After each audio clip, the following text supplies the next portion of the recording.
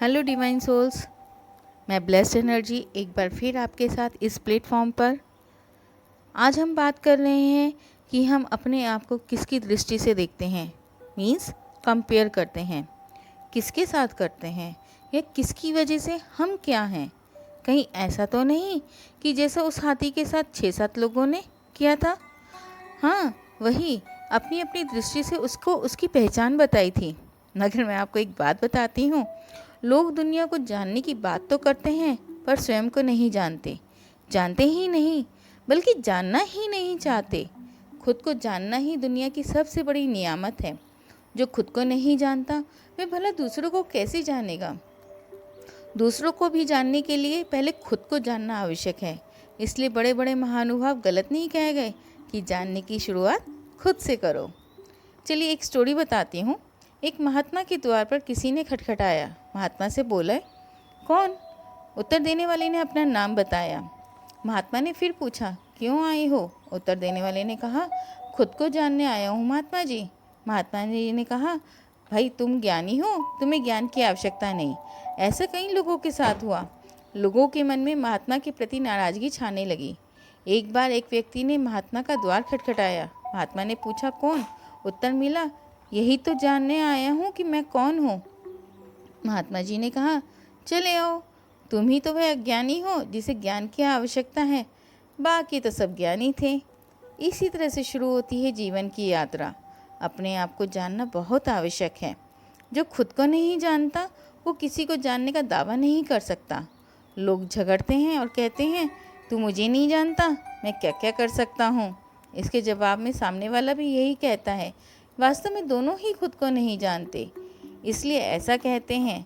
आपने कभी जानने की कोशिश की है खुदा और खुद में कितना फ़र्क है? जी हाँ, सिर्फ एक मात्रा का।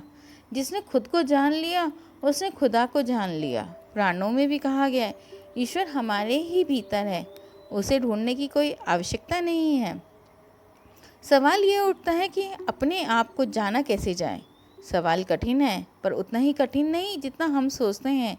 जिंदगी में कई पल ऐसे आए होंगे जब हम अपने आप को मुसीबतों से घिरा पाते हैं।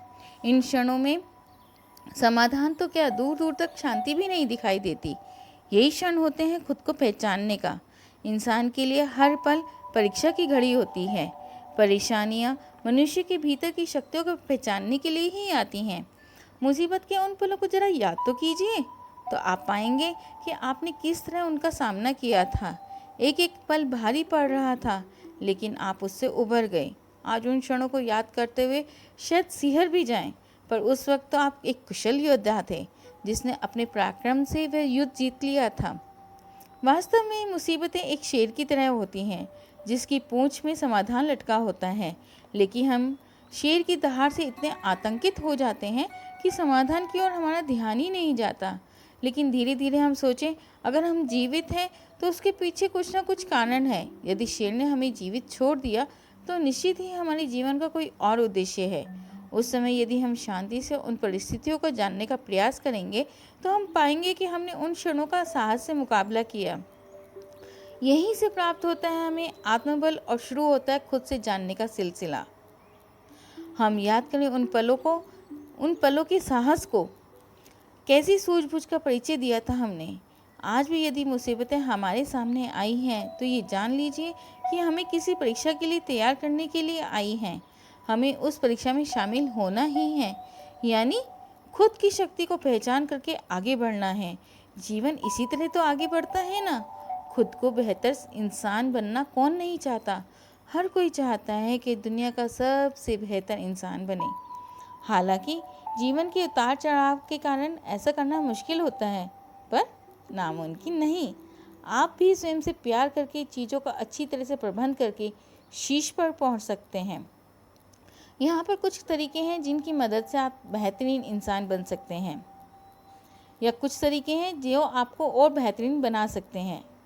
जैसे कि शरीर, आपका व्यक्तित्व के साथ शरीर भी आपके जीवन का महत्वपूर्ण पहलू है। इसलिए अपने शरीर की अच्छे से देखभाल करें, स्वस्थ रहें। स्वस्थ शरीर आपकी हमेशा सहायता करेगा बेहतर बनाने के लिए, शीर्ष पे पहुंचाने के लिए। खुद को बेहतर बनाने के लिए आपको नकारात्मक चीज़ों से बचना होगा और सकारात्मक रहने की कोशिश कर। लोगों और चीज़ों को पहचानने में जो सकारात्मक वाइब्स देते हैं ना, हमेशा अपने लक्ष्य के साथ रहें और ऐसी चीज़ों से बचें जो आपको सही नहीं लगती। आप स्वयं से उतना प्यार करें जितना आप जीवन में किसी और से नहीं करते। स्वयं से प्यार करना ही अपने आप में सबसे कठिन समय में भी सकारात्मक रहना, यही तो चाहिए। ऐसा करने से घटनाओं को अपने पक्ष में करने में सफल रहते हैं और हर स्थिति में खुद को बेहतर पाते हैं। तीसरी चीज़ है, तरीका है, वो है ध्यान। ध्यान के माध्यम से आप खुद को बेहतर बनाते हैं और सबसे अच्छा तरीका रखते हैं। ध्यान आपके मन में सब कुछ भूलने और स्वयं पर ध्यान केंद्रित करने में मदद करता है। ध्यान से आप अन्य पहलुओं पर सोचने पे की शक्ति मिलती है और यहीं से आपको सलाह मिलती है कि आप अपने आप को कैसे आगे कैरी ऑन कर सकते हैं। फिर आप अपनी इच्छाओं को प्राथमिकता दें, अपने लक्ष्यों को गंभीरता से सोचें और अपने इरादों का सम्मान करें। छठी चीज़ होती है कि हमारी छठी इंद्रिय, ये इसके कारण हम सहज रहते हैं और हम अक्सर इसकी उपेक्षा करती हैं, बल्कि अपनी छठी इंद्रिय पर भरोसा शक्तिशाली सलाहकार बनाने में करना चाहिए और अपने अनुभव के अनुसार चलना चाहिए। दुनिया भर में निर्देश लेने की बजाय आप खुद के सबसे बड़े निर्देशक बन सकते हैं। आप खुद के आलोचक बनकर खुद को सही सलाह देते हैं कि क्या करना है, कैसे करना है। तो अंतिम तरीका यह है कि आप खुद के आलोचक बने। जो व्यक्ति अपनी गलतियों और कमजोरियों को जानता है वह अपने से अच्छे से सुधार कर सकता है। जब लोग हमें चोट पहुंचाते हैं तो अक्सर हमारे अंदर नकारात्मक भावनाएं आने पर समय बर्बाद करने की बजाय उन्हें माफ़ कर दें और जीवन में आगे बढ़ें। इसी तरह से मैं आज आपको 5 टिप्स देती हूँ कि आप अपने आप को आगे कैसे बढ़ा सकते हैं और दूसरों की दृष्टि से ना देखते हुए अपने आप को अपनी दृष्टि से पहचानें। नंबर 1, जब समय का ना पता चले उस तरह के कामों को करो। जैसे आप जिस काम को करते हुए 18 घंटा भी काम करें और आपको लगे कि हाँ भाई मेरे को थकान नहीं हो रही, यानी कि यही एक काम है जो आपके अंदर टैलेंट है, जो आप कर सकते हो, काम को खुशी खुशी कर सकते हो। टिप नंबर 2, जिस विषय पर आपको जानकारी अच्छी लगती है उसके ऊपर और जानकारी जुटाइए और उसके अंदर लोगों को तक उन जानकारियों को पहुंचाइए। आप देखेंगे कि अक्सर आप किसी काम में बिजी हैं पर अचानक से कोई एक जानकारी आई, आपका ध्यान वहाँ पे केंद्रित हो गया।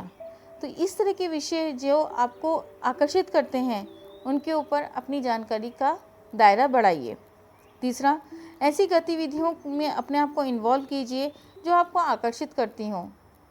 जैसे कि एक बच्चा है और वो पढ़ाई में मान लीजिए कमज़ोर है पर उसको सिंगिंग का शौक़ है या उसको आर्ट का शौक़ है और वो आर्ट और सिंगिंग बहुत अच्छे तरीके से करता है, तो उस तरह की गतिविधियों में अपने आप को दायरे में बढ़ाइए। चौथा, समझौता करने के लिए आपको दिल से तैयार हो सकते हो जिन चीज़ों में वो कीजिए। जैसे आपको जिसमें लगता हो कि हाँ मैं इस काम को करने के लिए तैयार हूँ, मैं को खुशी है ये काम करने में, चाहे आपको इसके लिए 5 मील पैदल भी चलना पड़े, आप खुशी खुशी कर सकते हैं। या कह दीजिए आप माउंट एवरेस्ट भी चढ़ जाएं, ठीक है। इसी तरह से 5वां कि मौके को मत छोड़िए। जो भी प्रकृति ने भगवान ने आपको दी है उस मौके को छोड़िए मत। आप इन 4-5 पॉइंटों पे ध्यान देंगे तो उम्मीद करती हूँ कि आप अपने व्यक्तित्व को और निखार सकते हैं। दूसरों से कंपेयर ना करके, दूसरों की दृष्टि से ना कंपेयर करके आप अपनी दृष्टि से अपने आप को पहचान सकते हैं। दोस्तों, इसी के साथ मैं अपनी बात ख़त्म करती हूँ। उम्मीद करती हूँ आप लोगों को मेरी बात समझ में आई होगी। अगर पसंद आए तो प्लीज़ लाइक कीजिए, कमेंट कीजिए, शेयर कीजिए, सब्सक्राइब कीजिए। प्लीज़ कमेंट भी कीजिए ताकि मुझे पता चले। और हाँ, कमेंट बॉक्स में मुझे ये बताइए आप किन टॉपिकों पे मेरे साथ बात करना पसंद करेंगे। Thank you.